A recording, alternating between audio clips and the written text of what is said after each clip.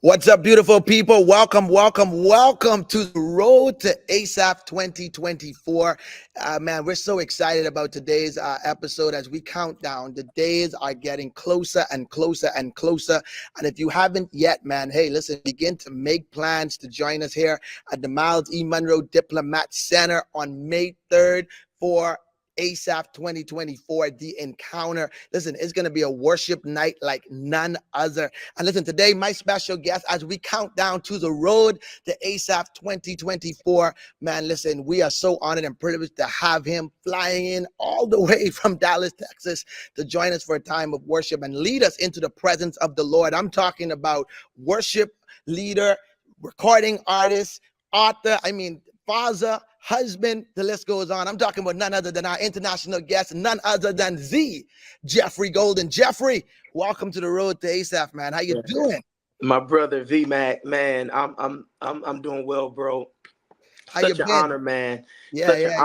honor to just be on with you today, man, and to be a part of ASAP 2024, bro. Listen, first of all, I wouldn't even, you're no stranger to the Bahamas. I think that the two times that I remember specifically that you've been here, I've had the opportunity to be a part of those teams. You actually came to the Diplomat Center last year, Yeah. Shurin's live recording, Shurin Gardner's live recording, and you're back here several months later to lead us into the courts, man. How does it feel to be family? You're no longer a guest Wow. to the Bahamas. You are officially family, man. How does it feel to be returning back home? Man, bro, it just feels awesome, man. I was there for Sherman's recording, but a few months earlier, man, I saw that you guys had, I think it was the 25th Marlin Awards that were coming Yes, up. yes, And I yes, said, you yes. know what, I just got to be in the place, man. And so I was really happy to be there, flew in, man, Right, you for the did for come the through. Marlin Yes, Awards, man. I yes, wasn't yes. wasn't, wasn't singing, wasn't on program, nothing like that. But I just wanted to be there, man, because I'm just so excited about what God is doing with gospel music in the Caribbean. Mm. But not just that, man. But I'm excited about what God is doing in the Bahamas, how He's moving. And so anytime that I get to be back in Nassau, man, anytime I get to be back on the island, I definitely want to, man. And so to even just see you all would even ask us to come, man, for ASAPH, such an honor, man. And to be honest with you, bro, it's really one of the greatest honors of my ministry, man, to be asked to worship with you all for this conference. Of course, this awesome storied church, which is known all across the world, man. Mm. I'm really excited about worshiping with you, beholding Jesus with you, glorifying Him. And I believe that what God is going to do next week, man, is going to really not just shake a room. I think it's going to shake nations. Absolutely, absolutely, and you get to be a part of a great opportunity. It's just not a worship concert. It's not just a regular worship Yeah, event. yeah, It's an encounter, and so yes, when you sir. think about encountering the presence, Mhm. worship is what you do. If anyone know Geoffrey Golden, y'all, if anyone know him, he know how to get in, but he gonna get in. Tell us, you're hard for worship. For those persons that may Man. not be familiar, we know you from the Sunday's Best winner. Mhm. We know you from you now lead worship at the Partis House, the world renowned Partis House. To tell us, give us a little bit of who Geoffrey is at the core of Geoffrey and what we can expect from you at ASAPH this year, man. Wow, man. Well, bro, even before I came on, bro, of course you mentioned I'm a husband, I'm a father. And those are the most important, parts of who I am, man. That's my first ministry. I'm grateful for my wife, grateful for my children. I'm not just for the life that God has given us to build together, but I really believe the legacy that He's calling for us to leave in the earth. And so, but because God has given me this family and really because of their support, I'm able to, really go throughout the world and do what it is that I'm called to do. And at the core, man, what I'm called to do is to help people to see and encounter Jesus Christ as King. And so whenever I'm leading worship, I believe it is my charge to help people to see His throne. I think that at the end of the day, the foundation of our worship has to be the revelation that Jesus Christ is King. Indeed. And so, whenever we stand together, I think God is inviting us to see Him sitting on the throne and then to respond to his kingship with our worship, not just with the lifting of our hands, not just with the lifting of our voices, but what is it that God is after in our hearts? What is he after out of our lives? What is he after in our gifts and in our call? What is he after in our regions? And that's what we go after. We go after what he's after, as we see him sitting on the throne. And so that's what I'm looking forward to, man. In the midst of this encounter, I believe that Miles E. Monroe Diplomat Center is going to be a throne room on Friday, May My 3rd. God. And I think we're going to see the Lord, and I believe we're going to experience heavenly activity. But again, it's not just to get goosebumps and to say we had a great time. We have encounter because God wants to transform and to shake things up. And I think that's what we're going to see. Man, I'm so excited about what God is going to do through your ministry this coming Friday. Now, Geoffrey, you first of all, congratulations, Arenada. I think this weekend, you turn a page in your a very significant chapter in your career. You release your brand new album this weekend. Yes, sir. Yes, So sir. congratulations to you on that. Thank you, man. And then also, this is your first book, right? You just released a book several weeks ago. Are you releasing a book? Yeah. So I have a new book out called Good stuff. Worship and Kingship, man. And to be honest, man, the book that we released and this album that we're releasing really go hand in hand, man. The album says musically what the book says in written form. Absolutely. So worship and kingship. When you bring all that together, of course, you're going to be sharing this weekend as well. And when what compelled you to really begin to put this masterpiece together, to put this great work together, to really help to equip saints as Wow. they go through their journey Mhm. of seeking the presence of God and hearing the voice of God, and really understanding what worship is? Because a lot of people think that worship is just a song, it's Mhm. just a portion in a worship experience. So what drove you to really be led to Right. put these pieces of literature together and bring it together even musically at a time like this? Wow, man. There's this deep conviction in me that one of the problems with our worship is that we worship in a box.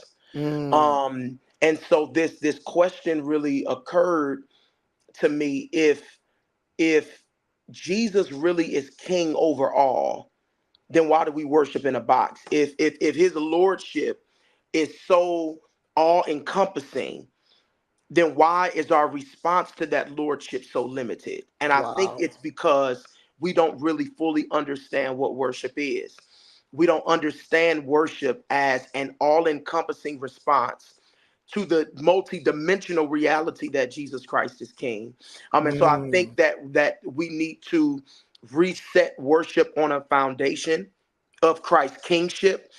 Yes, we are going to sing about his provision. Yes, we're going to sing about how he's our friend. Yes, we're going to sing about how he makes a way out of no way.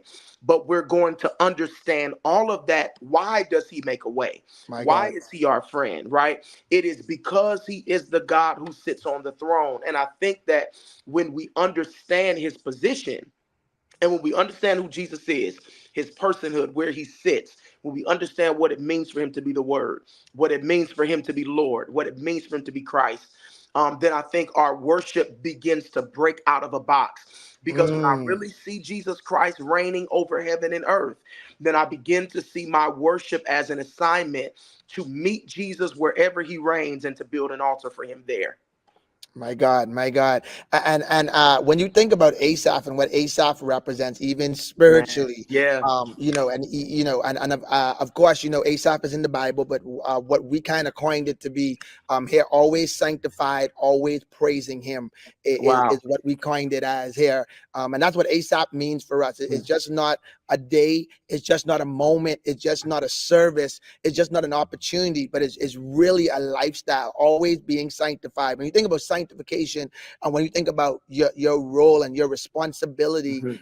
as a worship leader here on the earth and just an ambassador for the kingdom of heaven, Yeah, what does that mean for you, first of all, and then for everyone else? What do you think that should mean when you think of ASAPH, when you think of wow. not just what we're going to encounter this weekend, but what you think about after this weekend, and Mhm. what that means for the years and the weeks and the months to come?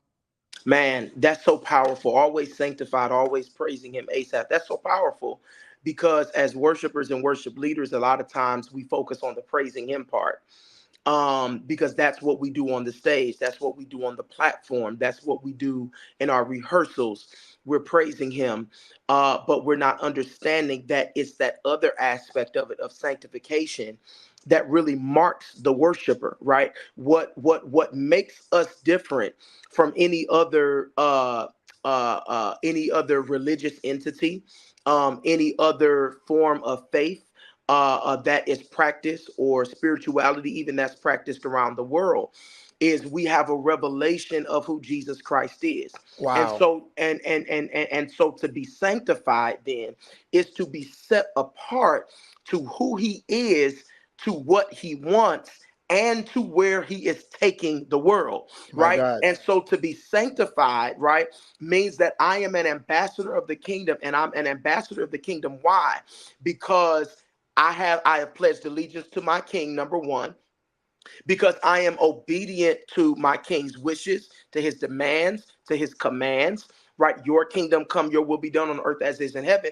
But it's also because I have an understanding that he is right now guiding heaven and earth into a new reality, into a new existence. When we read the book of Revelation and it begins to tell us that God is making a new heaven and a new earth, sometimes we read that and our first thought is to think like, it's going to be a new planet or something, or we're just going to be these, spiritual beings, that are nothing but spirit, not understanding that the resurrection, the physical resurrection of Jesus Christ, has now guaranteed that we too will rise bodily, right? And so it's not just my spirit that lives forever, but God is going to give me a new body that is also going to live forever. Well, what does that mean with sanctification?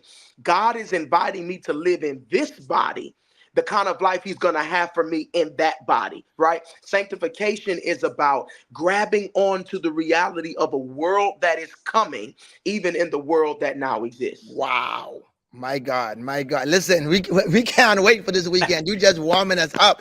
Man, listen, we're so excited about what God is going to do, and our time is just about up. But one of the questions that was posed to me as I began to speak to worship leaders about the importance about being edified and being filled up in this type of environment, because oftentimes, we're always on the stage, we're always leading worship, we're always have the opportunity to pour out into the lives of everyone that we serve. And there's this stigma, of course, where you lead worship at the Porter's house. I have an amazing opportunity to lead worship here at Bahamas Faith Ministries, where Pastor late Dr. Miles Monroe championed here, and led, and worship was always at the core of who we are as a ministry. ASAPH is going into some 40 plus years of being Wow. a conference here, a staple here that was originally founded by the late Dr. Miles Monroe and the late Pastor Mark Bethel. And it's such an honor just to kind of jump on their shoulders and continue on this Wow. mantle some 40 years later. Because that was always the heart. If anyone know Dr. Miles, and even our leadership there now, worship is at the heart of who we are. But of course, by definition, both you and I, we lead in by definition what is called a mega church, right? Kind of in a mega church environment, and a lot of people based on we record music, we are out there, there has been a great level of production value attached to our worship encounters and our worship experiences now, and that's kind of as of late I've been hearing so much drawing people further away from the authenticity of experiencing the presence of God in this day and time. And what does that mean for you, even with all the technology and everything that's going on and all that stuff? As a worship leader today, how do you keep worship as pure and as authentic in today's, everything is, you can't go past here. You got to make sure you stay in frame. You got to make sure, you got to make sure rehearse exactly what you're going to do. Like, how I just want to give people a little sneak peek into what they can experience this weekend when it comes to really utilizing how to bring everything together, even in this day and time, in a 2024 environment. How does Geoffrey Golden prepare himself in a massive environment like Wow. the Potter's House to lead worship every single weekend? Man, to be honest, bro, there's a couple things I was sharing a couple weeks ago with some worship leaders. Um, that I believe preparation for the assignment. When we talk about taking worship out the box, I think we have to take worship preparation out of the box too. Yes, our preparation is prayer. Yes, our preparation is fasting. Yes, our preparation is getting immersed in the scriptures. What is God saying? What does He want to release in the worship moment? But I think our preparation also looks like knowing what's going on in the world. Sometimes when I'm on my way to church in the morning, sometimes I'll play the music we're singing. Sometimes I'll play worship. Sometimes I'll play the news because it helps to posture me for the encounter and for the assignment by knowing what's going on in the world. Because as a worship leader, all believers, in fact, are priests. Now, worship leaders, we walk in a priestly assignment. And as priests, we are to represent God before the people, but we're also supposed to represent the people before God. My And we have God. to know what's going on with the people in order to represent them before God. And so sometimes worship preparation for me looks like listening to the news and seeing what's going on in the world, what's the latest that's happening with these wars and these rumors of wars, not so that I can dwell on that, but so I have some fuel for my intercession, fuel for my worship. So when I stand before God, I do so as an informed worshiper and an informed worship leader. And I think it goes beyond just that personal preparation to also our team preparation. Yes, there is much production value with what we do. But at the same time, I think when we keep the main thing, which is what Jesus Christ seated on the throne. And let me say it this way, and I don't want to talk too long because I know we have to go, but I really want to get this, and who knows, we might talk more about this at the conference. I think we have to understand, because what is production?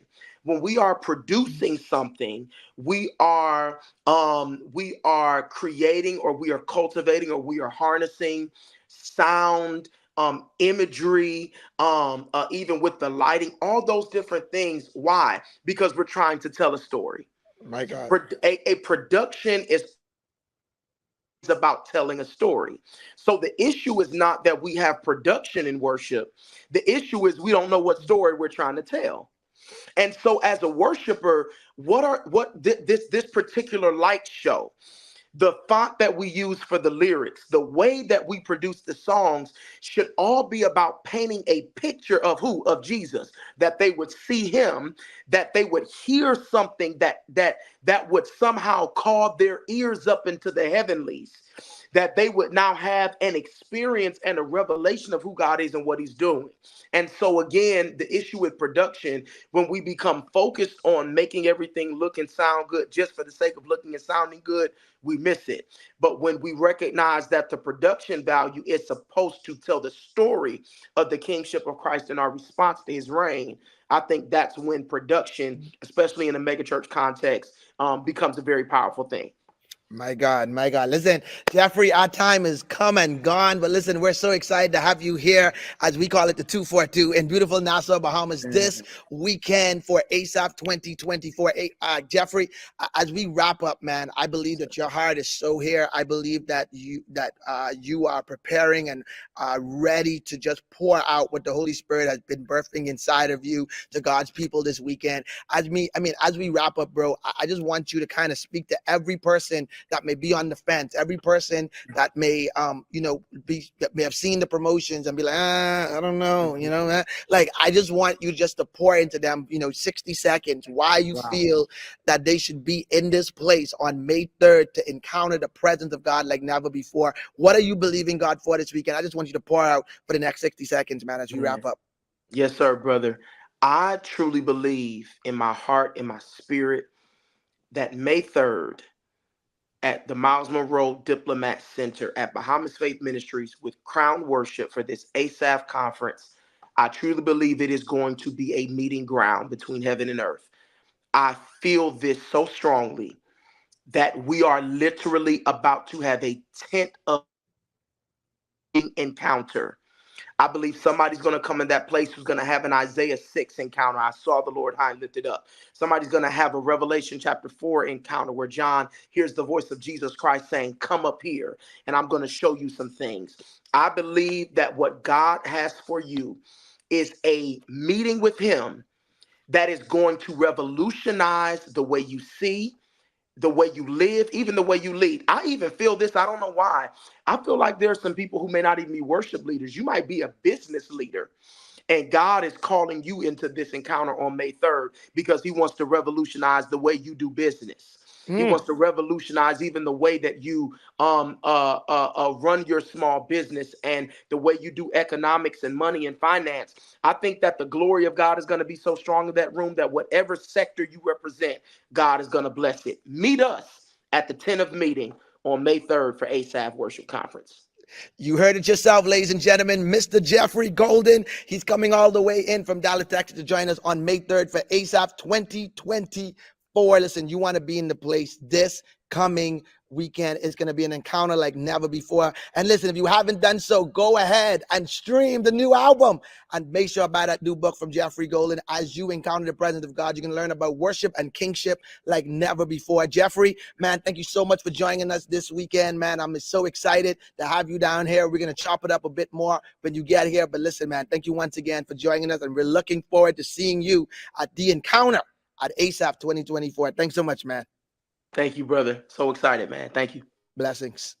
Hey family, Vincent Charles here. Listen, I want to invite you, yes you, to join me May 3rd through the 5th right here for ASAPH 2024. Listen, you don't want to miss it. You heard I say? You don't want to miss it. Mark your calendars today, right now, right here, to be a part of ASAPH 2024. No matter what area of worship you serve in, you could be a senior pastor, a worship leader, a dancer, a singer, a tech team member. Listen, ASAPH is for you. It's going to be 3 days of pure awesomeness. We're going to come together and worship God in spirit and in truth. So you want to make sure you're in